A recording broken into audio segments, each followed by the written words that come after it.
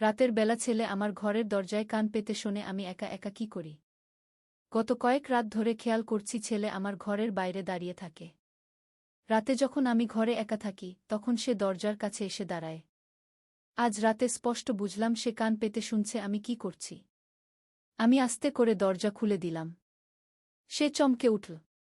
বললাম, কি ব্যাপার? কেন দাঁড়িয়ে আছি সেখানে? সে লজ্জা পেয়ে বলল, কিছু না মা, শুধু আমি তাকে ভেতরে ডেকে নিলাম। বললাম, সব খুলে বল। সে আমার বিছানায় বসে বলল, মা, আমি জানতে চাই তুমি রাতে একা কি করো। তুমি কি আমার মতো একাকী বোধ করো? আমি বললাম, আমি তো স্বাভাবিকভাবেই থাকি। কেন? সে আমার হাত ধরে বলল, মা, আমি জানি তোমার মনে কোনো শূন্যতা আছে। বাবা চলে যাওয়ার পর তুমি একা। আমি বললাম, হ্যাঁ, তা তো আছেই। সে আমার কাছে আরও এগিয়ে এসে বলল, মা, আমি এই শূন্যতা পূরণ করতে চাই। আমি চাই তুমি রাতের বেলা একা না থাকো। আমি অবাক হয়ে বললাম, মানে? সে আমার চোখে চোখ রেখে বলল, মা, আমি তোমাকে ভালোবাসি। আমি চাই রাতে আমরা একসাথে থাকি, স্বামী স্ত্রী হিসেবে। তুমি কি আমাকে বিয়ে করবে? আমি তোমার একাকিত্ব দূর করে দেবগু। আমার মাথা ঘুরছিল। আমি বললাম, তুই কি বলছিস জানিস? সে বলল, মা, আমি সিরিয়াস। আমি তোমাকে সবচেয়ে বেশি ভালোবাসি এই পৃথিবীতে। তুমি রাজি হলে আমরা দূরে চলে যেতে পারি। এই গল্পটি সম্পূর্ণ শুনলে আপনাদের পানি অটোমেটিক বের হয়ে যাবে, সো যত দ্রুত সম্ভব হাতের কাছে টিস্যু নিয়ে বসে পড়ো। বিছানার চাদর যেন নষ্ট না হয় সেটা সম্পূর্ণ খেয়াল রাখার অনুরোধ জানিয়ে গল্পটি এখন শুরু করব। তার আগে সর্বশেষ অনুরোধ, দয়া করে এমন পানি বের করার গল্প নিয়মিত শুনতে আমাদের চ্যানেলটি সকলেই সাবস্ক্রাইব করুন। ধন্যবাদ। হ্যালো বন্ধুরা, আমার নাম প্রিয়াঙ্কা দাস। আমার বয়স ৩৯ বছর। আমার স্বামীর নাম সুব্রত দাস, বয়স ৫২ বছর। আমাদের ২ সন্তান, শায়েন আর রিয়া। শায়েন ২১ বছর বয়সী, ইউনিভার্সিটিতে পড়ে। রিয়া ১৪ বছর বয়সী, হাই স্কুলে যায়। আমার এই রহস্যময় গল্পটি শুরু হয়েছিল ৩ মাস আগে। আমার স্বামী সুব্রত দাস একটি বিশেষ প্রজেক্টে কাজ করার জন্য বিদেশে চলে গিয়েছিল। তার ফেরার তারিখ নির্দিষ্ট ছিল না। আমি আর আমার ২ সন্তান শায়েন আর রিয়া একা বাড়িতে থাকতে শুরু করলাম। প্রথম সব স্বাভাবিকই ছিল। কিন্তু দিন যত গড়াতে লাগল আমি লক্ষ্য করলাম শায়েনের আচরণে অদ্ভুত পরিবর্তন আসছে। সে আগের চেয়ে বেশি বাড়িতে থাকতে শুরু করল। বন্ধুদের সাথে বেরোনো বন্ধ করে দিল। সারাদিন আমার আশেপাশেই ঘোরাঘুরি করত। রাতের বেলা যখন আমি আমার ঘরে যেতাম তখন সে দরজার বাইরে দাঁড়িয়ে থাকত। প্রথমে মনে করেছিলাম হয়তো কোনো কাজ আছে, কিন্তু দরজা খুলে দেখতাম সে চলে যেত। এই ঘটনা প্রায় প্রতিদিনই ঘটতে শুরু করল। একদিন রাতে আমি স্পষ্ট শুনলাম দরজার কাছে কোনো শব্দ। আমি চুপচাপ দরজার কাছে গিয়ে কান পাতলাম। বুঝলাম কেউ একজন বাইরে থেকে আমার ঘরের ভেতরের শব্দ শোনার চেষ্টা করছে। আমার গা শিরশির করে উঠল। পরদিন সকালে শায়েনকে ডেকে জিজ্ঞেস করলাম, কাল রাতে তুই আমার ঘরের দরজার বাইরে ছিলি? সে একটু ইতস্তত করে বলল, না মা, আমি তো ঘুমিয়েছিলাম। কিন্তু তার চোখে যে অস্বস্তি দেখলাম সেটা আমাকে সন্দিহান করে তুল। রিয়াকেও জিজ্ঞেস করলাম। সে বলল, মা, ভাইজা রাতে অনেক উঠে। আমি শুনি সে বাথরুমে যায়, তারপর তোমার ঘরের দিকে হাঁটাহাঁটি করে। কি? এই কথা শুনে আমার মনে আরও সন্দেহ জাগল। সেই রাত থেকে আমি বেশ সতর্ক হয়ে থাকতে শুরু করলাম। আমি লক্ষ্য করলাম শায়েন রাত ২টা-৩টের দিকে ঘর থেকে বের হয় এবং আমার ঘরের দরজার কাছে এসে দাঁড়ায়। কখনো কখনো সে দরজায় কান পেতে শোনার চেষ্টা করে আমি কি করছি। একদিন রাতে আমি সাহস করে দরজা খুলে দিলাম। শায়েন চমকে উঠল এবং তড়িঘড়ি করে নিজের ঘরে চলে গেল। আমি বুঝলাম যে এই বিষয়টি নিয়ে তার সাথে খোলামেলা কথা বলতে হবে। পরের দিন সন্ধ্যায় রিয়া পড়তে বসার পর আমি শায়েনকে ডেকে বসার ঘরে নিয়ে গেলাম। বললাম, শায়েন, আমাদের মধ্যে কথা বলতে হবে। তুই রাতের বেলা আমার ঘরের বাইরে কেন দাঁড়িয়ে থাকিস? শায়েন প্রথমে অস্বীকার করার চেষ্টা করল। কিন্তু যখন আমি স্পষ্ট করে বললাম যে আমি তাকে দেখেছি, তখন সে মাথা নিচু করে বসে রইল। মা, সে অবশেষে বলল, আমি জানি এটা ঠিক না। কিন্তু বাবা চলে যাওয়ার পর থেকে আমার মনে হচ্ছে তুমি একা। আমি ভাবছিলাম তুমি হয়তো কাঁদো বা কোনো সমস্যায় আছো। আমি অবাক হয়ে বললাম, তাহলে তুই সরাসরি এসে জিজ্ঞেস করতে পারিস না কেন? সে বলল, আমি ভয় পেয়েছিলাম তুমি রেগে যাবে। আর আমার মনে হয়েছিল হয়তো তুমি কোনো গোপন কথা বলো বা কাঁদো যেটা আমাকে বলতে চাও না। এই কথা শুনে আমার মন একটু নরম হয়ে গেল। আমি বুঝলাম যে শায়েন আসলে আমার জন্য চিন্তিত। তার মনে হয়েছিল আমি একাকী বোধ করছি এবং সে আমাকে সাহায্য করতে চায়। শায়েন, আমি বললাম, তোর চিন্তা করার দরকার নেই।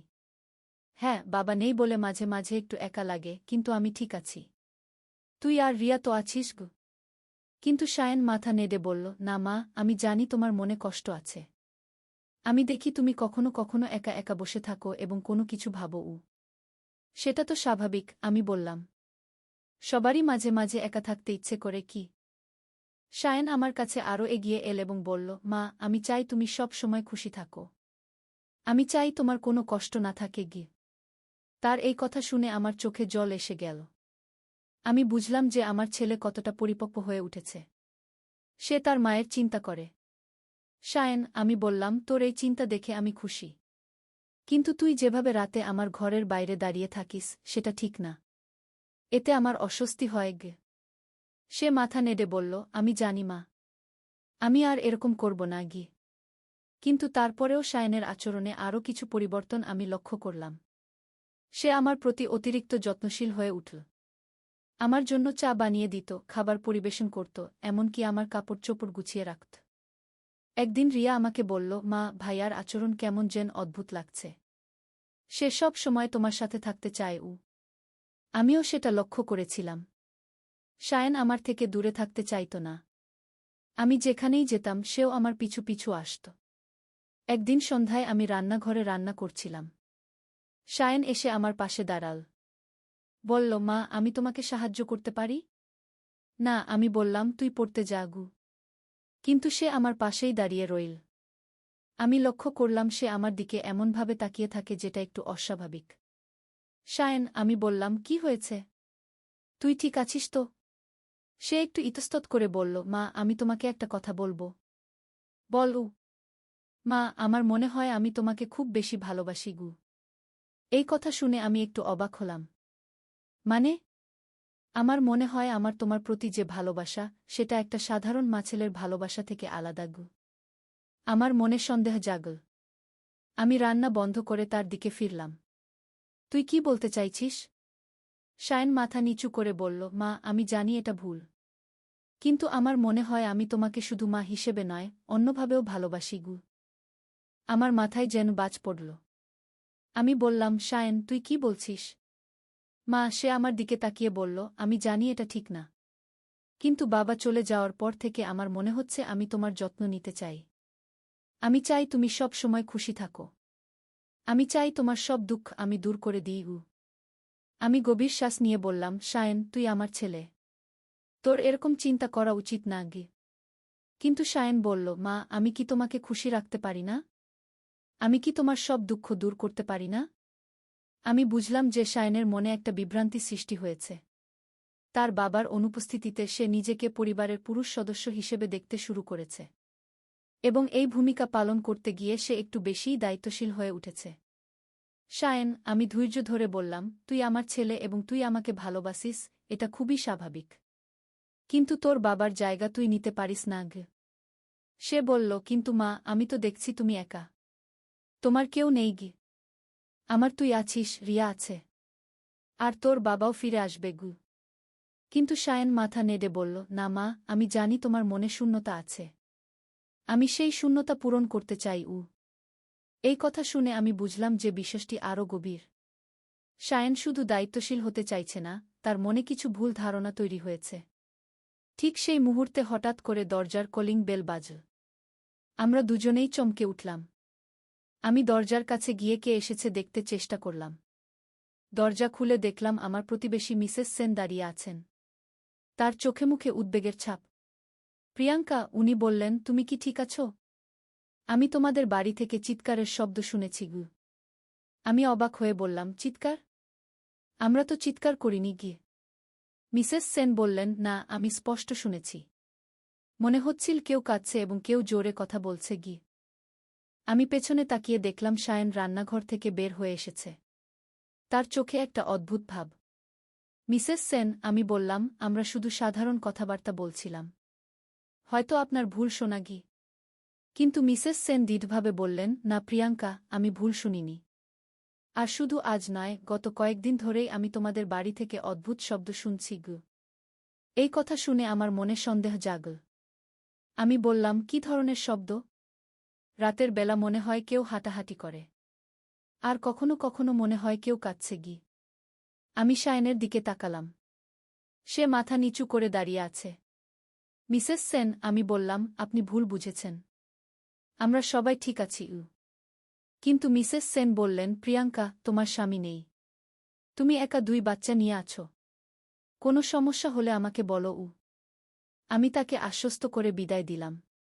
কিন্তু মনে মনে ভাবতে লাগলাম মিসেস সেনের কথা কতটা সত্যি। সেই রাতে আমি বিছানায় শুয়ে ভাবছিলাম শায়নের আচরণ নিয়ে।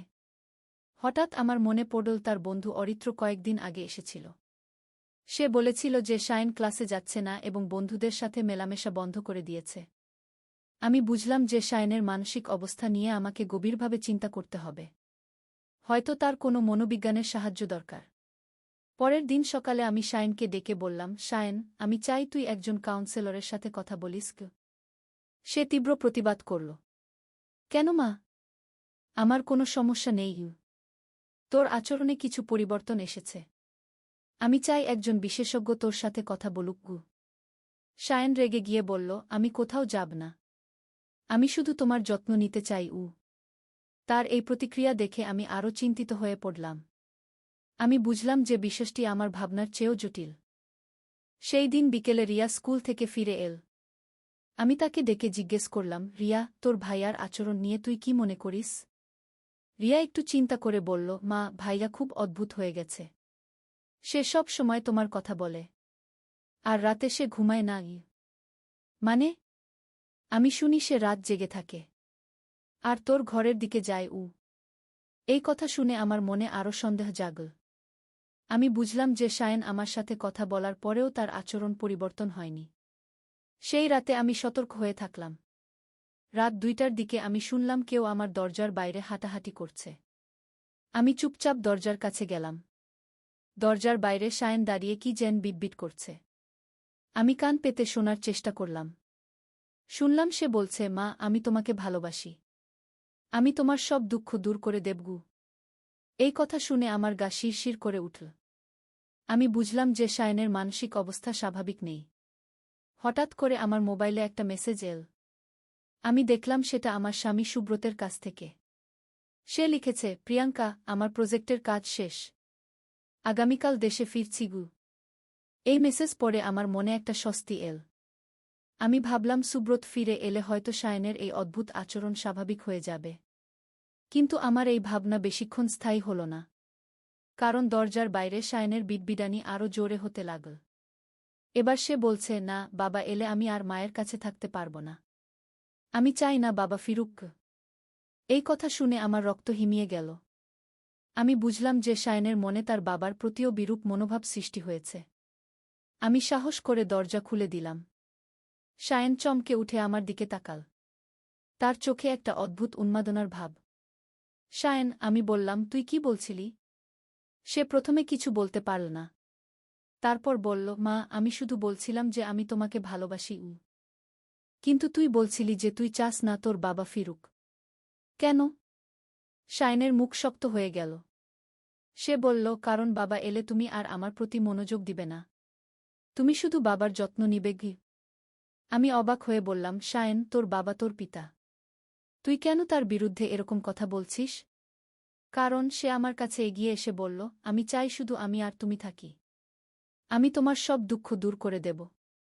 আমি তোমার সঙ্গী হতে চাই। এই কথা শুনে আমি পেছনে সরে গেলাম। আমি বললাম, শায়ন, তুই কি বলছিস? তুই আমার ছেলে। না মা, সে দৃঢ়ভাবে বলল, আমি এখন পুরুষ হয়ে গেছি। আমি তোমার রক্ষক হতে চাই। আমি চাই আমরা একসাথে দূরে কোথাও চলে যাই। আমার মাথা ঘুরতে লাগল। আমি বুঝলাম যে শায়নের মানসিক অবস্থা গুরুতর পর্যায়ে পৌঁছে গেছে। তার মনে তার মা এবং নিজের সম্পর্ক নিয়ে একটা বিকৃত ধারণা তৈরি হয়েছে। শায়ন, আমি কাঁপা গলায় বললাম, তুই নিজের ঘরে যা। আমাদের এই কথা বন্ধ করতে হবে। কিন্তু সে আমার হাত ধরে বলল, মা, আমি জানি তুমি আমাকে ভালোবাসো। তুমি শুধু লজ্জা পাচ্ছ। কিন্তু আমাদের মধ্যে কোনো লজ্জার কিছু নেই। আমি তার হাত ছাড়িয়ে নিয়ে বললাম, শায়ন, তুই এখনই নিজের ঘরে যা। আমি তোর সাথে এই ধরনের কথা বলবো না। কিন্তু শায়েন আমাকে ছাড়তে চাইল না। সে বলল, মা, তুমি আমার থেকে পালাতে পারবে না। আমি জানি তুমিও আমাকে ভালোবাসো। হঠাৎ করে রিয়া তার ঘর থেকে বের হয়ে এল। সে বলল, কি হচ্ছে? এত জোরে কথা বলছো কেন? রিয়াকে দেখে শায়েন একটু থেমে গেল। আমি সুযোগ নিয়ে রিয়াকে বললাম, রিয়া, তুই তোর ঘরে যা গু। কিন্তু রিয়া বলল, মা, ভাইরা কি বলছিল? আমি শুনলাম সে বলছে তোমার সাথে দূরে যাবে। শায়েন রিয়ার দিকে রেগে তাকিয়ে বলল, তুই এসব কথায় নাক গলাবি না। রিয়া ভয় পেয়ে আমার পেছনে লুকিয়ে গেল। আমি বুঝলাম যে পরিস্থিতি নিয়ন্ত্রণের বাইরে চলে যাচ্ছে। ঠিক সেই মুহূর্তে আমার মনে পড়ল আমার বোন অনিতার কথা। সে মনোবিজ্ঞানী। আমি ভাবলাম তার সাহায্য নিতে হবে। আমি শায়েনকে বললাম, শায়েন, তুই এখন নিজের ঘরে যা। কাল আমরা এই বিষয়ে কথা বলব। শায়েন অনিচ্ছা সত্ত্বেও নিজের ঘরে চলে গেল। কিন্তু যাওয়ার সময় বলল, মা, আমি ছেড়ে দেব না। আমি তোমাকে পেতেই হবে গু। এই কথা শুনে আমার সারা শরীর কাঁপতে লাগল। আমি রিয়াকে নিয়ে আমার ঘরে গেলাম এবং দরজা বন্ধ করে দিলাম। রিয়া ভয়ে কাঁপতে কাঁপতে বলল, মা, ভাইয়ার কি হয়েছে? সে কেন এরকম কথা বলছে? আমি রিয়াকে শান্ত করার চেষ্টা করলাম। বললাম, রিয়া, তোর ভাইয়ার মানসিক সমস্যা হয়েছে। আমরা তার চিকিৎসা করাবো। সেই রাতে আমি আর ঘুমাতে পারিনি। আমি সারারাত ভাবলাম কিভাবে এই পরিস্থিতি সামলাব। পরের দিন সকালে আমি প্রথমেই আমার বোন অনিতাকে ফোন করলাম। তাকে সব কিছু খুলে বললাম। অনিতা শুনে বলল, প্রিয়াঙ্কা, এটা একটা গুরুতর মানসিক সমস্যা। শায়েনের মনে অডিপাস কমপ্লেক্স তৈরি হয়েছে। এটা একটা মনোবৈজ্ঞানিক অসুখ। কি করব? আমি জিজ্ঞেস করলাম। তুই এখনই তাকে একজন মনোচিকিৎসকের কাছে নিয়ে যা। এবং তোর স্বামীকে যত তাড়াতাড়ি সম্ভব ফিরিয়ে আনার চেষ্টা করগু। আমি সুব্রতকে ফোন করে সব কিছু বললাম। সে খুব চিন্তিত হয়ে বলল, আমি আজই ফিরছি গু। দুপুরের দিকে আমি শায়েনকে ডেকে বললাম যে আমরা ডাক্তারের কাছে যাব। কিন্তু সে রেগে বলল, আমি কোথাও যাব না। আমার কোনো সমস্যা নেই। আমি তাকে বোঝানোর চেষ্টা করলাম, কিন্তু সে কোনোভাবেই রাজি হল না। সন্ধ্যার দিকে সুব্রত বাড়ি ফিরে এল। শায়েনকে দেখে তার চোখের অবস্থা দেখে সে খুবই চিন্তিত হয়ে পড়ল। শায়েন, সুব্রত বলল, কি হয়েছে তোর? কিন্তু শায়েন তার বাবার দিকে তাকিয়ে বলল, তুমি কেন ফিরে এসেছ? আমি চাইনি তুমি ফেরো গো। সুব্রত অবাক হয়ে বলল, কি বলছিস? আমি তোর বাবা গু। আমি জানি, শায়েন বলল, কিন্তু আমি চাই না তুমি মায়ের কাছে থাকো। আমি মার যত্ন নেব। সুব্রত আমার দিকে তাকাল। আমি ইশারায় তাকে বললাম, পরে কথা বলব। রাতের খাবারের সময় শায়েন খেতে বসল না। সে বলল তার খিদে নেই। খাওয়ার পর আমি আর সুব্রত আলাদা ঘরে গিয়ে সব কিছু নিয়ে কথা বললাম। সুব্রত বলল, এটা খুবই গুরুতর। আমরা কাল সকালেই তাকে হাসপাতালে নিয়ে যাব। কিন্তু সেই রাতেই আরও ভয়াবহ ঘটনা ঘটল। রাত 2টার দিকে আমি শুনলাম কেউ আমার ঘরের দরজায় আঘাত করছে। আমি আর সুব্রত দুজনেই উঠে দরজার কাছে গেলাম। বাইরে শায়েনের গলা শোনা যাচ্ছে। সে বলছে, মা, দরজা খোলো। আমি তোমার সাথে কথা বলবো। সুব্রত দরজা খুলে দিল। দেখলাম শায়েন দাঁড়িয়ে আছে এবং তার হাতে একটা বড় ছুরি। শায়েন, সুব্রত চিৎকার করে বলল, তোর হাতে ছুরি কেন? শায়েন ছুরি তার বাবার দিকে তাক করে বলল, তুমি চলে যাও। আমি মার সাথে একা থাকব। আমার প্রাণ শুকিয়ে গেল। আমি বুঝলাম যে শায়েনের মানসিক অবস্থা সম্পূর্ণ নিয়ন্ত্রণের বাইরে চলে গেছে। সুব্রত সাহস করে এগিয়ে গিয়ে বলল, শায়েন, ছুরিটা রেখে দে। আমরা কথা বলব। কিন্তু শায়েন চিৎকার করে বলল, না। তুমি মায়ের কাছ থেকে দূরে সরে যাও। আমি মাকে নিয়ে এখানে থাকব। তারপর হঠাৎ সে ছুরি নামিয়ে রেখে আমার দিকে তাকিয়ে বলল, মা, আমি তোমাকে বিয়ে করব। আমরা দূরে কোথাও চলে যাব। এই কথা শুনে আমি আর সুব্রত দুজনেই বুঝলাম যে পরিস্থিতি খুবই গুরুতর হয়ে গেছে। আমাদের এক্ষুনি পুলিশ আর ডাক্তারের সাহায্য নিতে হবে। কিন্তু ঠিক সেই মুহূর্তে একটা অদ্ভুত ঘটনা ঘটল। শায়েন হঠাৎ করে মাটিতে পড়ে গেল এবং খিঁচুনি শুরু হল। আমরা ভয় পেয়ে তার কাছে গেলাম। দেখলাম তার মুখ দিয়ে ফেনা বেরোচ্ছে এবং চোখ উল্টে যাচ্ছে। অ্যাম্বুলেন্স ডাকো, সুব্রত চিৎকার করে বলল। আমি তাড়াতাড়ি অ্যাম্বুলেন্স ডাকলাম। কিছুক্ষণ পরেই অ্যাম্বুলেন্স এসে পৌঁছাল এবং শায়েনকে হাসপাতালে নিয়ে গেল। হাসপাতালে ডাক্তার পরীক্ষা করে বললেন যে শায়েনের মানসিক চাপের কারণে মৃগীরোগের আক্রমণ হয়েছে। তার মানসিক অবস্থা খুবই খারাপ, ডাক্তার বললেন। তাকে মানসিক হাসপাতালে ভর্তি করতে হবে কি। আমার চোখে জল এসে গেল। আমার ছেলে কিভাবে এতটা অসুস্থ হয়ে গেল? ডাক্তার আরও বললেন, এই ধরনের মানসিক সমস্যা হঠাৎ করেই হয় না। হয়তো অনেক দিন ধরেই তার মনে কিছু সমস্যা ছিল যেটা আমরা বুঝতে পারিনি কি। পরের দিন সকালে শায়নের জ্ঞান ফিরে এল। কিন্তু তার আচরণ আরও বিচিত্র হয়ে গেল। সে কখনো আমাকে চিনতে পারত, কখনো পারত না। কখনো বলতো আমি তার স্ত্রী, কখনো বলতো আমি তার মা। ডাক্তার বললেন যে এটা একটা জটিল মানসিক রোগ যার নাম ডিসোসিয়েটিভ আইডেন্টিটি ডিসঅর্ডার গু। এই রোগে রোগীর ব্যক্তিত্ব বিভিন্ন সময়ে বিভিন্ন রকম হয়ে যায়। আমরা শাইনকে একটা বিশেষজ্ঞ মানসিক হাসপাতালে ভর্তি করালাম। কিন্তু এই গল্পের সবচেয়ে অবাক করার অধ্যায় এখনও বাকি ছিল। ৩ মাস পর যখন শায়নের চিকিৎসা চলছিল, তখন একদিন ডাক্তার আমাদের ডেকে একটা চমকপ্রদ তথ্য জানালেন। আপনাদের ছেলে শায়নের কোনো মানসিক রোগ নেই, ডাক্তার বললেন। আমরা অবাক হয়ে বললাম, মানে? আসল কথা হলো, শায়ন গত ৬ মাস ধরে একটা বিশেষ ধরনের মাদক সেবন করছিল যার নাম সিনথেটিক এলএসডি।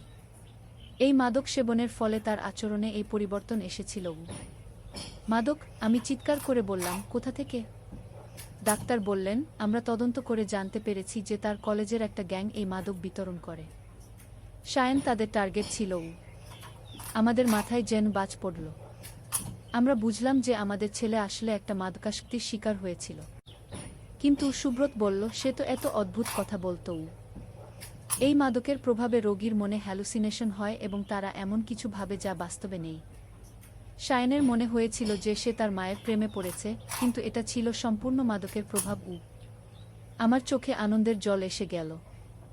আমার ছেলে আসলে মানসিক রোগী নয়, সে শুধু মাদকের শিকার হয়েছিল। ডাক্তার বললেন, এখন আমরা তার ডিটক্সিফিকেশন করব। মাদকের প্রভাব কমে গেলে সে সম্পূর্ণ স্বাভাবিক হয়ে যাবে।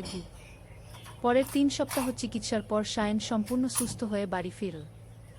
সে আমাদের কাছে ক্ষমা চেয়ে বলল যে সে বুঝতেই পারেনি কি করছিল। মা, সে কাঁদতে কাঁদতে বলল, আমি যা যা বলেছিলাম সেটা আমি নিজেও বিশ্বাস করতে পারি না। আমি তোমাকে কষ্ট দিয়েছি। আমি তাকে জড়িয়ে ধরে বললাম, শায়ন, এটা তোর দোষ নয়। তুই মাদকের শিকার হয়েছিলি। পুলিশ সেই মাদক চক্রটিকে ধরল এবং তাদের বিচার হল। আজ ২ বছর পর শায়ন সম্পূর্ণ সুস্থ। সে আবার কলেজে পড়তে শুরু করেছে এবং নতুন বন্ধুদের সাথে মিশছে। আমাদের পরিবার আবার স্বাভাবিক হয়ে গেছে। কিন্তু এই ঘটনা আমাদের শিখিয়েছে যে আমাদের সন্তানদের উপর আরও বেশি নজর রাখতে হবে। রিয়াও এখন বেশ বড় হয়েছে এবং সে জানে যে তার ভাইজা একসময় অসুস্থ ছিল, কিন্তু এখন সব ঠিক। আমার এই গল্প থেকে সবাই একটা শিক্ষা নিতে পারেন। আমাদের সন্তানরা যদি কখনো অদ্ভুত আচরণ করে, তাহলে সেটাকে হালকাভাবে নেওয়া উচিত নয়। হয়তো তারা কোনো মাদকের শিকার হয়েছে বা অন্য কোনো সমস্যায় পড়েছে। আর সবচেয়ে বড় কথা হলো, পরিবারের সদস্যদের মধ্যে খোলামেলা কথা বলার পরিবেশ থাকতে হবে। যদি শায়ন আমাদের বলতো যে কেউ তাকে অদ্ভুত কিছু খেতে দিয়েছে, তাহলে হয়তো এই সমস্যা এত দূর যেত না। আজ আমাদের পরিবার আগের চেয়েও বেশি একসাথে আছে। সুব্রত আর বিদেশে কাজে যায় না। আমরা সবাই মিলে থাকি। শায়ন এখন বিশ্ববিদ্যালয়ে সমাজবিজ্ঞান পড়ছে এবং সে মাদক বিরোধী একটা সংগঠনের সাথে কাজ করে। সে অন্য তরুণদের মাদকের ক্ষতি সম্পর্কে সচেতন করে। রিয়াও এখন হাই স্কুলে পড়ছে এবং খুব ভালো ছাত্রী। আমার এই অভিজ্ঞতা বলার উদ্দেশ্য হলো যেন অন্য মায়েরাও সতর্ক হন। যদি আপনাদের সন্তানদের আচরণে কোনো অস্বাভাবিকতা লক্ষ্য করেন, তাহলে দেরি না করে বিশেষজ্ঞের সাহায্য। নদীর ধারে সেই গা। প্রথম অধ্যায়, শুরুজাত।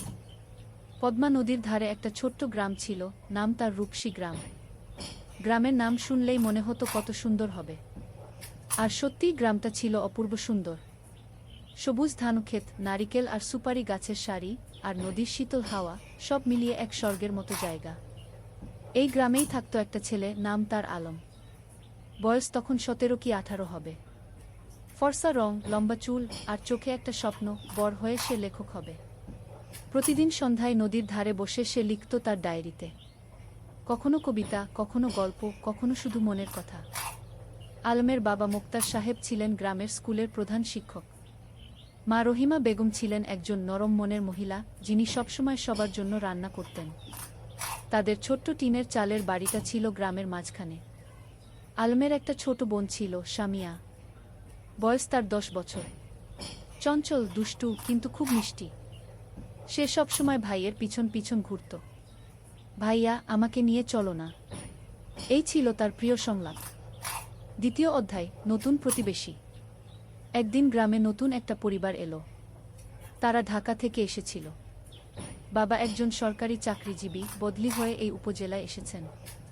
তাদের সাথে ছিল একটা মেয়ে, নাম তার তানিয়া। তানিয়া ছিল আলমের সমবয়সী। লম্বা চুল, বড় বড় চোখ, আর মুখে সবসময় একটা হাসি। সে ছিল খুবই পড়ুয়া। বই পড়তে তার খুব ভালো লাগত। প্রথম দিন যখন সে গ্রামের স্কুলে ভর্তি হলো, তখন সবাই অবাক হয়ে তাকে দেখছিল। শহুরে মেয়ে, কিন্তু কোনো অহংকার নেই। আলম আর তানিয়ার প্রথম দেখা হয়েছিল স্কুলের লাইব্রেরিতে। দুজনেই একই বই খুঁজছিল, রবীন্দ্রনাথের গোরাগি। তুমিও রবীন্দ্রনাথ পড়ো? আলম জিজ্ঞেস করেছিল। হ্যাঁ, আমার খুব প্রিয়। তুমি? তানিয়া হেসে জবাব দিয়েছিল। সেই থেকে তাদের বন্ধুত্ব শুরু। প্রতিদিন স্কুলে, লাইব্রেরিতে, আর কখনো কখনো নদীর ধারে বসে তারা গল্প করত। সাহিত্য নিয়ে, জীবন নিয়ে, স্বপ্ন নিয়ে। তৃতীয় অধ্যায়, স্বপ্নের কথা। একদিন সন্ধ্যায় নদীর ধারে বসে আলম তানিয়াকে বলল, জানো, আমি বড় হয়ে লেখক হতে চাই। এমন গল্প লিখব যেগুলো মানুষের মন ছুঁয়ে যাবে। তানিয়া মৃদু হেসে বলল, তুমি পারবে। তোমার লেখার হাত খুব ভালো। তুমি যা লিখো তাতে আন্তরিকতা আছে। তুমি কি হতে চাও? আলম জিজ্ঞেস করল। আমি শিক্ষিকা হতে চাই। গ্রামের মেয়েদের পড়াতে চাই। দেখো না, এখানে কত মেয়ে স্কুলেই যায় না। আমি চাই সবাই পড়াশোনা করুক। তানিয়ার কথা শুনে আলম অবাক হল। এতটা সরল, এতটা নিঃস্বার্থ স্বপ্ন। তুমি সত্যিই অসাধারণ, আলম বলল। তানিয়া লজ্জা পেয়ে বলল, আরে না, আমি সাধারণ। তবে হ্যাঁ, আমি মানুষের জন্য কিছু করতে চাই। সেদিন থেকে আলমের মনে তানিয়ার জন্য একটা বিশেষ জায়গা তৈরি হলো। সে বুঝতে পারছিল না এটা কি অনুভূতি, কিন্তু তানিয়াকে না দেখলে তার দিন ভালো যেত না। চতুর্থ অধ্যায়, বর্ষাকাল। বর্ষা এলো। পদ্মা নদী ফুলে ফেঁপে উঠল। চারিদিকে পানি আর পানি। স্কুল বন্ধ হয়ে গেল। বৃষ্টি থামার নাম নেই। একদিন সন্ধ্যায় আলম দেখল তানিয়া তাদের বাড়ির সামনে দাঁড়িয়ে আছে, ভিজে একদম। কি হয়েছে? এভাবে বৃষ্টিতে ভিজে আসলে কেন? আলম চিন্তিত হয়ে জিজ্ঞেস করল। আমার বই। আমার প্রিয় বইটা। আমি নদীর ধারে রেখে এসেছিলাম। পানিতে ভেসে যাবে কি? তানিয়া কাঁদো কাঁদো স্বরে বলল। আলম কিছু না ভেবে ছাতা নিয়ে বেরিয়ে পড়ল। বৃষ্টি তখন মুষলধারে পড়ছে। সে নদীর ধারে গিয়ে দেখল তানিয়ার বইটা একটা পাথরের নিচে চাপা পড়ে আছে, কিন্তু পানি প্রায় সেখানে পৌঁছে গেছে। সে দ্রুত বইটা তুলে নিল। সৌভাগ্যবশত বইটা পুরোপুরি ভিজেনি। সে তার শার্টের ভিতরে বইটা লুকিয়ে বাড়ি ফিরল। তানিয়া যখন বইটা পেল, তার চোখে পানি এসে গেল। তুমি এতটা করলে আমার জন্য? তুমি আমার বন্ধু। বন্ধুর জন্য এটুকু তো করাই যায়, আলম হেসে বলল। সেদিন থেকে তানিয়াও বুঝতে পারল, আলম তার কাছে শুধু একজন বন্ধু নয়, আরও বেশি কিছু। পঞ্চম অধ্যায়, গ্রামের মেলা। শরৎকাল এলো। গ্রামে বড় মেলা বসল। নৌকা বাইচ, পুতুল নাচ, জারি গান, কত কিছু।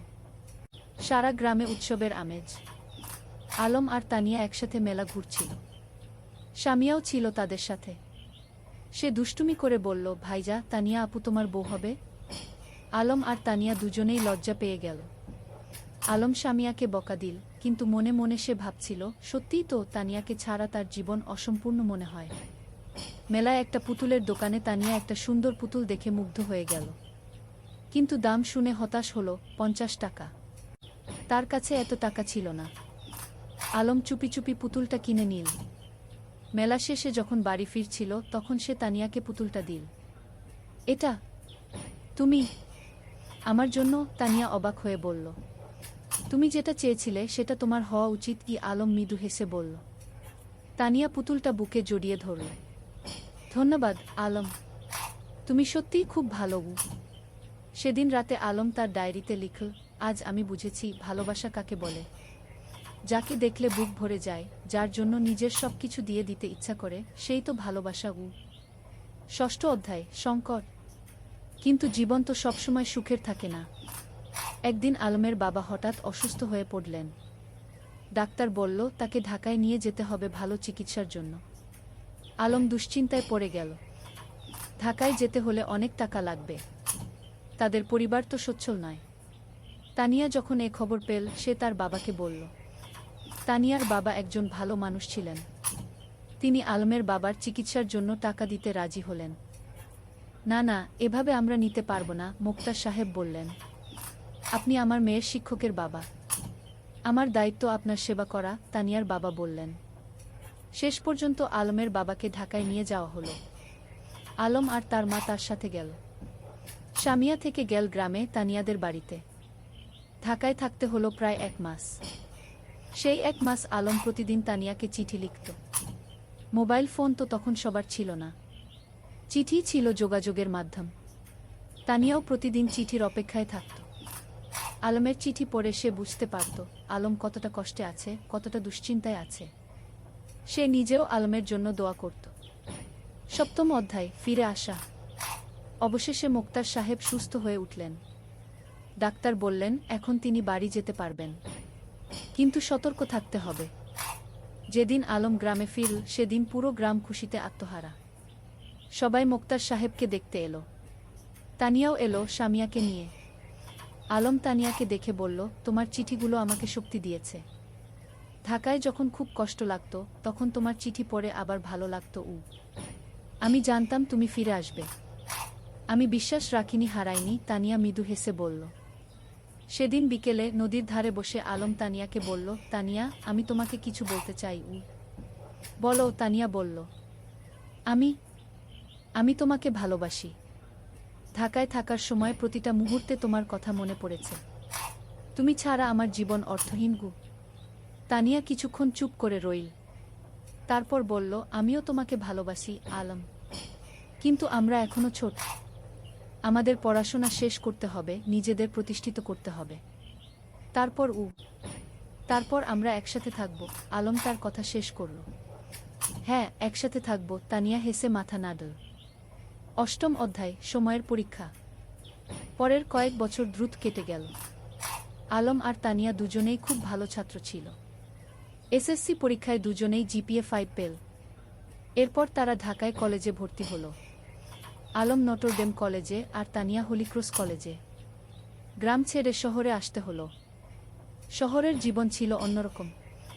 ব্যস্ততা, ভিড়, শব্দ, সবকিছু গ্রামের থেকে আলাদা। কিন্তু আলম আর তানিয়া তাদের লক্ষ্য থেকে বিচলিত হল না। প্রতি সপ্তাহান্তে তারা দেখা করত।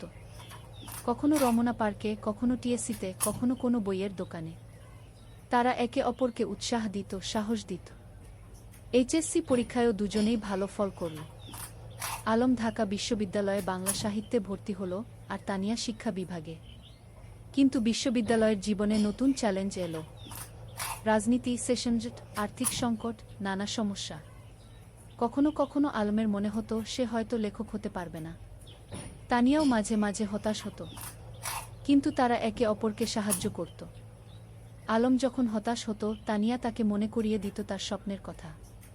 তানিয়া যখন ভেঙে পড়ত, আলম তাকে শক্তি যোগাত। 9ম অধ্যায়, স্বপ্ন পূরণের পথে। স্নাতক শেষ করার পর আলম একটা পত্রিকায় চাকরি পেল, সাংবাদিক হিসেবে। বেতন খুব বেশি না, কিন্তু লেখার সুযোগ ছিল।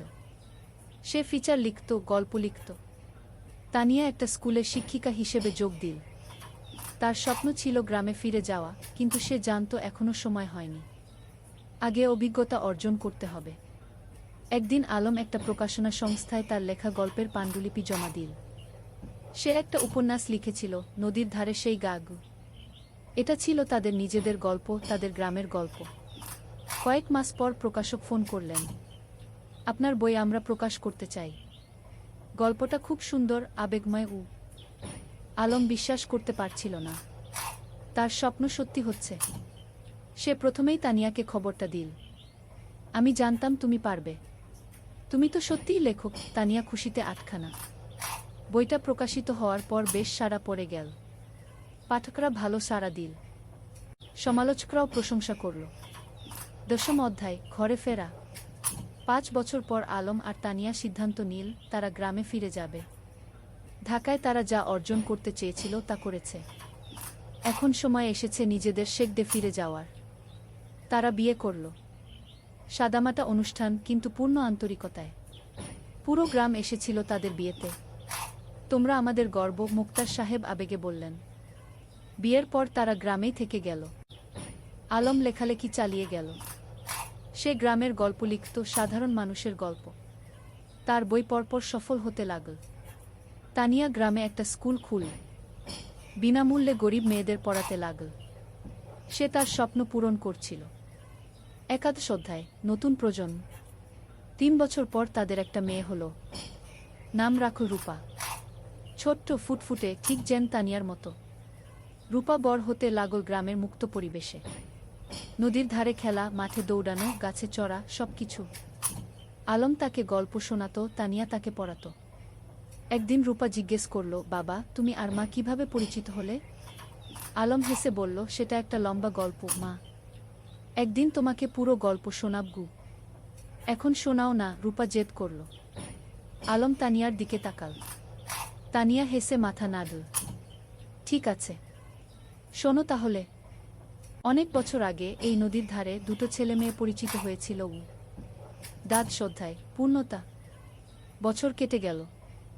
আলমের বই এখন দেশ জুড়ে জনপ্রিয়। সে একজন প্রতিষ্ঠিত লেখক।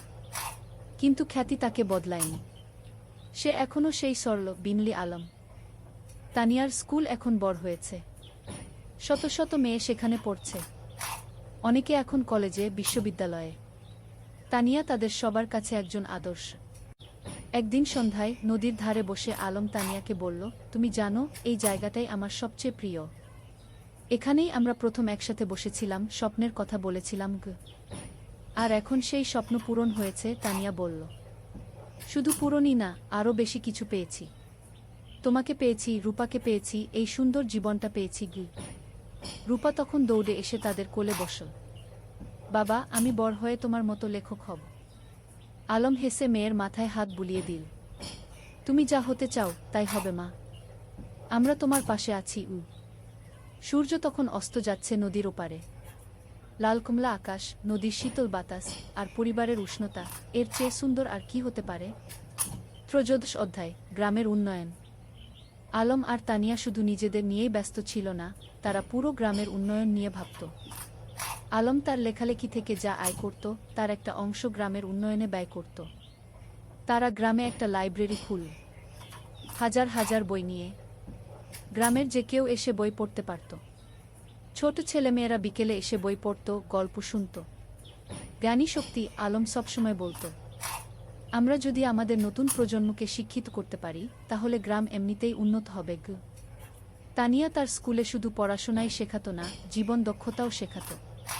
মেয়েদের শেখাত কিভাবে আত্মবিশ্বাসী হতে হয়, কিভাবে নিজের মতামত প্রকাশ করতে হয়, কিভাবে স্বাবলম্বী হতে হয়। শিক্ষা মানে শুধু বই পড়া নয়, তানিয়া বলত। শিক্ষা মানে জীবনকে বুঝতে শেখা, মানুষ হয়ে ওঠা। গ্রামের মানুষ তাদের এই প্রচেষ্টায় খুব খুশি ছিল। যারা আগে মেয়েদের স্কুলে পাঠাতে চাইত না, তারাও এখন পাঠাতে শুরু করেছে। একদিন গ্রামের প্রবীণ হাজী সাহেব আলমকে বললেন, বাবা, তোমরা আমাদের গ্রামের জন্য যা করছো, সেটা আল্লাহ কবুল করুন। তোমরা না থাকলে আমাদের গ্রাম এখনো অন্ধকারেই থাকত। আলম বিনয়ের সাথে বলল, চাচা, আমরা তো এই গ্রামেরই সন্তান। আমাদের দায়িত্ব এই গ্রামের সেবা করা। চতুর্দশ অধ্যায়, বাধা আর সংগ্রাম। কিন্তু জীবন তো সবসময় মসৃণ পথে চলে না। একদিন গ্রামে একটা বড় সমস্যা দেখা দিল। পদ্মা নদীর ভাঙন শুরু হলো। প্রতিদিন নদী গ্রামের জমি গিলে খাচ্ছে। অনেক পরিবার তাদের বাড়িঘর হারাচ্ছে। ফসলের জমি নদীতে তলিয়ে যাচ্ছে। মানুষ আতঙ্কিত। আলম আর তানিয়া বসে থাকল না। তারা একটা সভা ডাকল। পুরো গ্রামের মানুষ এলো। আমরা যদি একসাথে কাজ করি, তাহলে আমরা নদীর ভাঙন রোধ করতে পারব, আলম বলল। আমাদের সরকারের কাছে দরখাস্ত দিতে হবে, আমাদের নিজেদেরও কিছু পদক্ষেপ নিতে হবে গু। তারা একটা কমিটি গঠন করল। জেলা প্রশাসকের কাছে দরখাস্ত দিল। সংবাদপত্রে লিখল। আলম তার লেখনীর মাধ্যমে এই সমস্যা তুলে ধরল সারা দেশে। কয়েক মাসের সংগ্রামের পর সরকার নড়েচড়ে বসল। নদীর তীরে বাঁধ নির্মাণের কাজ শুরু হলো। ধীরে ধীরে ভাঙন থামল। গ্রামের মানুষ স্বস্তির নিঃশ্বাস ফেল। তোমরা আমাদের গ্রামকে বাঁচিয়েছ, একজন বৃদ্ধ আলমকে আশীর্বাদ করলেন। আমরা সবাই মিলে বাঁচিয়েছি, আলম বলল। এটা সবার প্রচেষ্টার ফল। পঞ্চদশ অধ্যায়, রূপার স্বপ্ন। রূপা এখন 10 বছরের, খুব মেধাবী মেয়ে। স্কুলে সব সময় প্রথম হয়, কিন্তু শুধু পড়াশোনায় নয়, সে খেলাধুলায়, গানেও ভালো। একদিন রূপা তার বাবা মাকে বলল, আমি ডাক্তার হতে চাই, গ্রামের মানুষদের সেবা করব। আলম আর তানিয়া খুশি হল। তাদের মেয়ে অন্যের সেবা করতে চায়, এর চেয়ে বড় গর্বের আর কি হতে পারে? তুমি যা হতে চাও, আমরা তোমাকে সাহায্য করব, তানিয়া বলল। কিন্তু রূপার একটা শর্ত ছিল, আমি ঢাকায় না, গ্রামেই থাকব, এখানেই পড়ব, এখানেই ডাক্তারি করব। আলম হেসে বলল, কেন মা? ঢাকায় তো ভালো সুযোগ পাবে। বাবা, তুমি আর মা যেমন গ্রামে ফিরে এসেছ, আমিও তাই চাই। গ্রামের মানুষদের সবচেয়ে বেশি সাহায্যের দরকার। এই কথা শুনে আলমের চোখে পানি এসে গেল। তার মেয়ে তার আদর্শকে ধারণ করছে। রূপা খুব পরিশ্রমী ছিল, প্রতিদিন ভোরে উঠে পড়াশোনা করত, মায়ের স্কুলে ছোটদের পড়াতে সাহায্য করত, বাবার লেখার কাজেও হাত লাগাত। রূপা, তুমি এত কাজ করো, ক্লান্ত হয়ে যাও না? তানিয়া একদিন জিজ্ঞেস করল। না মা, আমি যখন মানুষের উপকার করি তখন আমার ভালো লাগে, ক্লান্তি লাগে না, রূপা হেসে জবাব দিল। ষোড়শ অধ্যায়, পুরস্কার। আলমের লেখালেখি এখন দেশের সীমা পেরিয়ে গেছে। তার বই অনুবাদ হয়েছে বিভিন্ন ভাষা, বিদেশেও পাঠক তৈরি হয়েছে। একদিন একটা খবর এলো, আলম জাতীয় সাহিত্য পুরস্কার পেতে যাচ্ছে। এটা দেশের সর্বোচ্চ সাহিত্য পুরস্কার। পুরো গ্রাম আনন্দে উদ্বেলিত। আমাদের আলম জাতীয় পুরস্কার পাবে, সবাই গর্ব করে বলতে লাগল।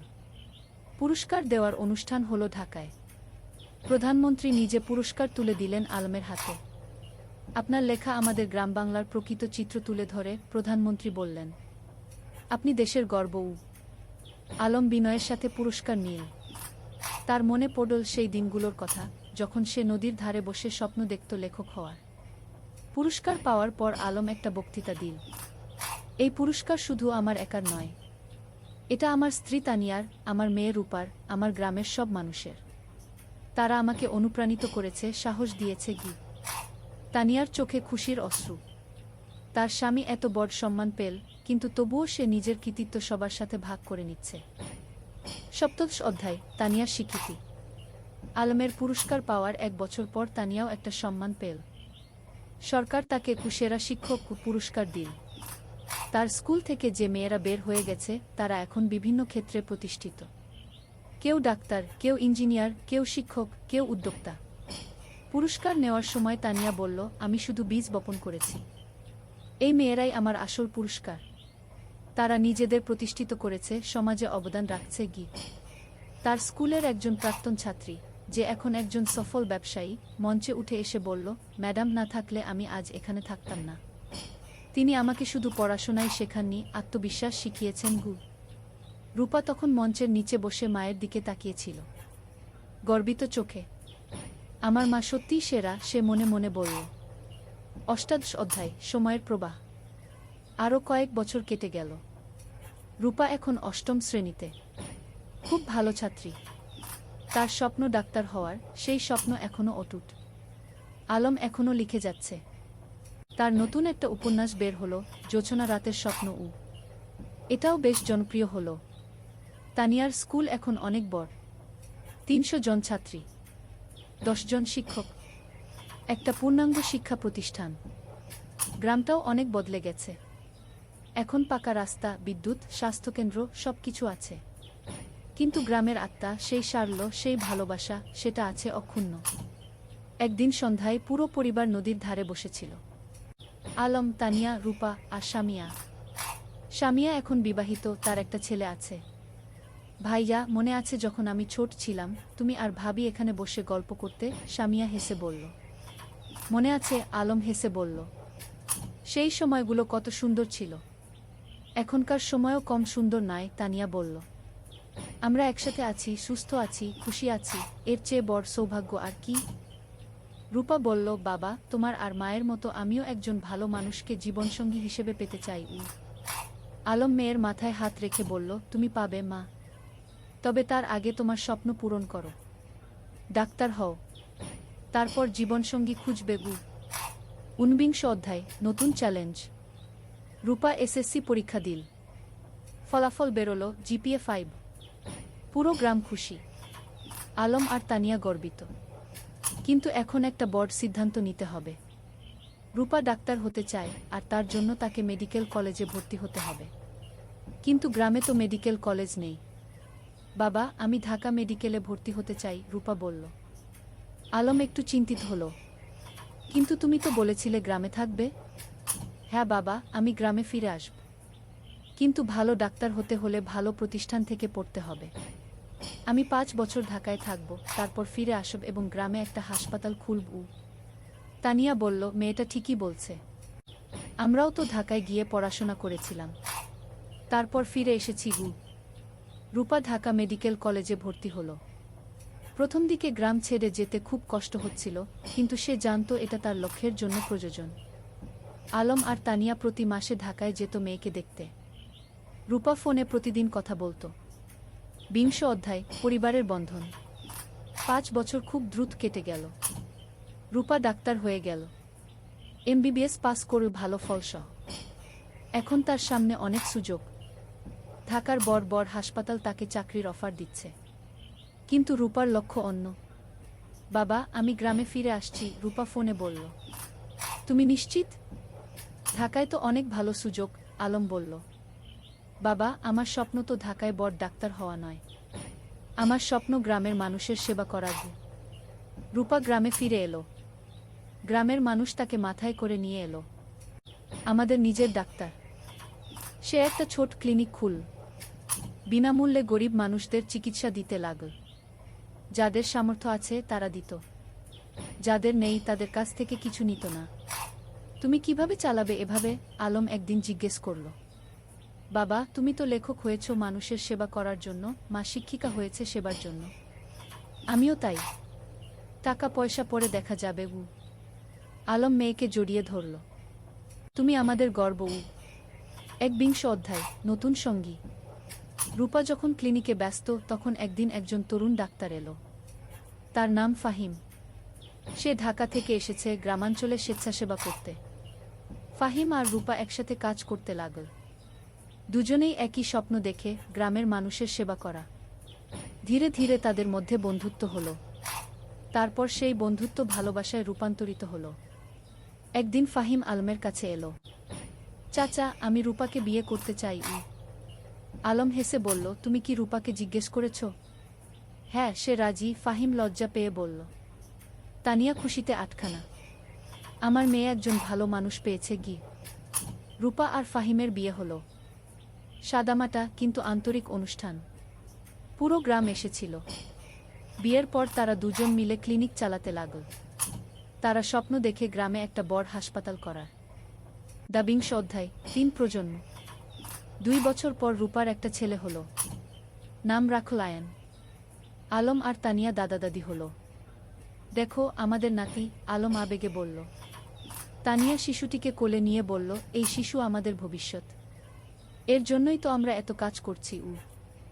এখন বাড়িতে 3 প্রজন্ম। আলমতানিয়া, রূপা, ফাহিম আর ছোট্ট আয়ান। প্রতিদিন সন্ধ্যায় তারা একসাথে বসে। আলম গল্প বলে, তানিয়া গান শোনায়, রূপা দিনের কাজের গল্প বলে। একদিন আয়ান যখন একটু বড় হলো, সে জিজ্ঞেস করল, দাদু তুমি কি করো? আলম হেসে বলল, আমি গল্প লিখি, নাতুবু। আমাকে একটা গল্প বলো না?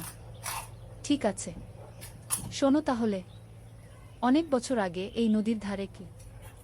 আর এভাবেই চলতে থাকে জীবনের গল্প, প্রজন্ম থেকে প্রজন্মে। 23 অধ্যায়, উত্তরাধিকার। আলম এখন 60 পেরিয়ে গেছে।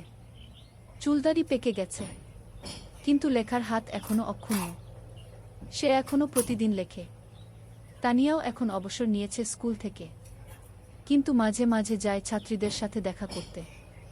একদিন আয়ান, যে এখন 5 বছরের, দাদুকে জিজ্ঞেস করল, দাদু তুমি কত বই লিখেছ? প্রায় 20টা, আলম বলল। আমিও বড় হয়ে লেখক হব, আয়ান বলল। রূপা হেসে বলল, তুমি যা হতে চাও তাই হবে। আলম নাতিকে কোলে নিয়ে বলল, লেখক হওয়া মানে শুধু বই লেখা নয় বাবা। লেখক হওয়া মানে মানুষের কথা বলা, সত্য বলা, ভালোবাসা ছড়িয়ে দেওয়া। আমি সব করব, আয়ান উৎসাহিত হয়ে বলল। তানিয়া নাতিকে আদর করে বলল, তুমি করবে, আমরা জানি। 24 অধ্যায় গ্রামের হাসপাতাল। রূপা আর ফাহিমের স্বপ্ন ছিল গ্রামে একটা বড় হাসপাতাল খোলার। তারা কয়েক বছর ধরে টাকা জমিয়ে রাখছিল। আলমও তার রয়্যালটির একটা অংশ দিয়েছিল। অবশেষে সেই দিন এলো। তারা একটা 3 তলা হাসপাতাল তৈরি করল। নাম দিল রূপসী হাসপাতাল। উদ্বোধনের দিন পুরো জেলা থেকে মানুষ এলো। স্বাস্থ্যমন্ত্রী নিজে এসে উদ্বোধন করলেন। এই হাসপাতাল শুধু একটা স্বাস্থ্যসেবা কেন্দ্র নয়, মন্ত্রী বললেন, এটা একটা স্বপ্নের বাস্তবায়ন। ডা রূপা আর ডা ফাহিম যা করেছেন সেটা অনুকরণীয়। হাসপাতালে 10টা বেড, অপারেশন থিয়েটার, ল্যাবরেটরি, সবকিছু আছে। আর সবচেয়ে বড় কথা, গরিবদের জন্য বিনামূল্যে চিকিৎসার ব্যবস্থা। আলম গর্বে বুক ফুলিয়ে বলল, আমার মেয়ে যা করেছে আমি কলম দিয়ে তা করতে পারিনি। তুমি কলম দিয়ে মানুষের মন ছুঁয়েছ, আমি হাত দিয়ে মানুষের শরীর সারাচ্ছি।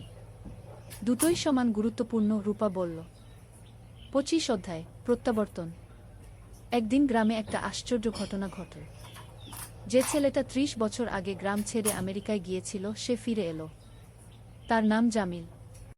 সে আমেরিকায় একজন সফল ব্যবসায়ী, কিন্তু বয়স হয়েছে, এখন শেখদে ফিরতে চায়। জামিল আলমের সাথে দেখা করতে এলো। আমি তোমার বই পড়েছি আমেরিকায় বসে। সেই বই পড়ে আমার গ্রামের কথা মনে পড়ে গেল, তাই ফিরে এলাম। স্বাগতম, আলম হাসি মুখে বলল। জামিল বলল, আমি এই গ্রামের জন্য কিছু করতে চাই। তুমি কি পরামর্শ দাও? আলম ভাবল একটু, তারপর বলল, গ্রামে একটা কারিগরি প্রশিক্ষণ কেন্দ্র খোলো। যুবকদের হাতে কলমে কাজ শেখাও, তাহলে তারা চাকরি পাবে, স্বাবলম্বী হবে। জামিল খুশি হল। চমৎকার আইডিয়া। কয়েক মাসের মধ্যে একটা কারিগরি প্রশিক্ষণ কেন্দ্র খোলা হলো। সেখানে ছেলেমেয়েরা কম্পিউটার, ইলেকট্রনিক্স, সেলাই, রান্না, নানা বিষয়ে প্রশিক্ষণ পেতে লাগল। এভাবে একে একে গ্রামে নতুন নতুন সুবিধা যুক্ত হতে লাগল। কেউ ফিরে এসে স্কুলে দান করল, কেউ রাস্তা বানিয়ে দিল, কেউ মসজিদ মন্দির সংস্কার করল। আলম দেখছিল আর ভাবছিল, একজন মানুষ যদি ভালো কাজ শুরু করে তাহলে সেটা অন্যদেরও অনুপ্রাণিত করে। কি 26 অধ্যায় পরবর্তী প্রজন্ম। আয়ান এখন 10 বছরের, খুব মেধাবী ছেলে। সে দাদুর কাছে বসে গল্প শোনে, দাদির কাছে থেকে জীবনের পাঠ নেয়। একদিন স্কুলে একটা রচনা প্রতিযোগিতা হলো। বিষয় ছিল আমার স্বপ্নের বাংলাদেশ। আয়ান লিখল, আমার স্বপ্নের বাংলাদেশে সবাই শিক্ষিত হবে, কেউ অসুস্থ হলে চিকিৎসা পাবে, কেউ গরিব থাকবে না, সবাই একসাথে মিলেমিশে থাকবে। আমার দাদু বলেন, স্বপ্ন দেখতে হয় বড়, তারপর সেই স্বপ্ন পূরণের জন্য কাজ করতে হয়। আয়ান প্রথম হল, পুরস্কার পেল। আলম নাতির রচনা পড়ে চোখ ভিজিয়ে ফেল। আমাদের শিক্ষা বৃথা যায়নি, নতুন প্রজন্ম ঠিক পথে আছে। 27 অধ্যায় জীবনের সন্ধ্যা। আলম এখন 65 পেরিয়ে গেছে। শরীর একটু দুর্বল হয়ে এসেছে, কিন্তু মন এখনো তরুণ। একদিন ডাক্তার বলল, তার হার্টে সমস্যা আছে, বিশ্রাম নিতে হবে। রূপা খুব চিন্তিত। বাবা, তুমি এখন আর এত কাজ করবে না, বিশ্রাম নাও। কিন্তু আলম কি থেমে থাকার মানুষ? সে এখনো লেখে, মানুষের সাথে দেখা করে, গ্রামের উন্নয়নের কাজে যুক্ত থাকে। তানিয়া বলল, তুমি একটু শান্ত হও। আমরা এত কাজ করেছি, এখন পরের প্রজন্মকে দায়িত্ব দাও। তুমি ঠিক বলছো, আলম মেনে নিল। কিন্তু আমার একটা শেষ ইচ্ছা আছে। কি? তানিয়া জিজ্ঞেস করল। আমি আমাদের জীবনের গল্পটা লিখতে চাই, একটা আত্মজীবনী, যাতে পরের প্রজন্ম জানতে পারে আমরা কিভাবে স্বপ্ন দেখেছিলাম, কিভাবে সেই স্বপ্ন পূরণ করেছিলাম। তুমি লেখো, তানিয়া হেসে বলল। আমি তোমাকে সাহায্য করব। 28 অধ্যায় শেষ বই। পরের 6 মাস আলম লিখল তার জীবনের গল্প। নদীর ধারে সেই গা, একটি জীবন কথা কি নাম দিল। বইটাই ছিল তাদের প্রথম দেখা, প্রথম প্রেম, সংগ্রাম, সফলতা, ব্যর্থতা, সবকিছু। বই প্রকাশিত হওয়ার পর দেশজুড়ে সাড়া পড়ে গেল। মানুষ পড়ল আর অনুপ্রাণিত হল। একজন পাঠক চিঠি লিখল, আপনার বই পড়ে আমি বুঝেছি স্বপ্ন দেখা আর তা পূরণ করা সম্ভব। আমিও এখন আমার গ্রামে ফিরে যাব, কিছু করব। আলম এই চিঠি পড়ে খুশি হল। দেখো তানিয়া, আমাদের জীবন বৃথা যায়নি, আমরা মানুষকে অনুপ্রাণিত করতে পেরেছি। 29 অধ্যায় বিদায়। এক শীতের সকালে আলম ঘুম থেকে উঠল না। তার হার্ট অ্যাটাক হয়েছে। রূপা যতই চেষ্টা করল কিছু করতে পারল না। আলম চলে গেল। পুরো গ্রাম শোকে মুহ্যমান। আমাদের আলম চলে গেল, সবাই কাঁদল। তানিয়া কান্নায় ভেঙে পড়ল। তুমি আমাকে একা ফেলে চলে গেলে। রূপা মাকে সান্ত্বনা দিল। মা, বাবা চলে যায়নি। তার লেখায় সে বেঁচে আছে, তার কাজে সে বেঁচে আছে, আমাদের মধ্যে সে বেঁচে আছে। গি আলমের জানাজায় হাজার হাজার মানুষ এলো। তাকে সমাহিত করা হলো গ্রামের কবরস্থানে, নদীর পাশে, যেখানে সে জীবনের অনেকটা সময় কাটিয়েছে। ৩০ অধ্যায়, উত্তরাধিকার, শেষ অধ্যায়। আলমের মৃত্যুর পর তানিয়া ভেঙে পড়েনি। সে আরও শক্ত হয়েছে। আলম চলে গেছে, কিন্তু তার স্বপ্ন চলে যায়নি। আমাকে সেই স্বপ্ন বাঁচিয়ে রাখতে হবে। সে গ্রামের লাইব্রেরিটাকে কি আলম স্মৃতি লাইব্রেরিকে নাম দিল। সেখানে আলমের সব বই রাখা হলো। রূপা হাসপাতালে আরও বেশি মনোযোগী হলো। বাবা চাইতেন আমি মানুষের সেবা করি, আমি তাই করব। ফাহিম তার পাশে থেকে সাহায্য করল। আয়ান, যে এখন ১৫ বছরের, দাদুর মতো লিখতে শুরু করল। সে গল্প লেখে, কবিতা লেখে। একদিন আয়ান তানিয়াকে তার লেখা একটা গল্প দেখাল। গল্পের নাম দাদুর স্বপ্ন। তানিয়া পড়ল। চোখে পানি এলো। তোমার দাদু বেঁচে আছে তোমার মধ্যে। গি বছরের পর বছর কেটে গেল। গ্রামটা আরও উন্নত হলো। কিন্তু আলমকে কেউ ভুলল না।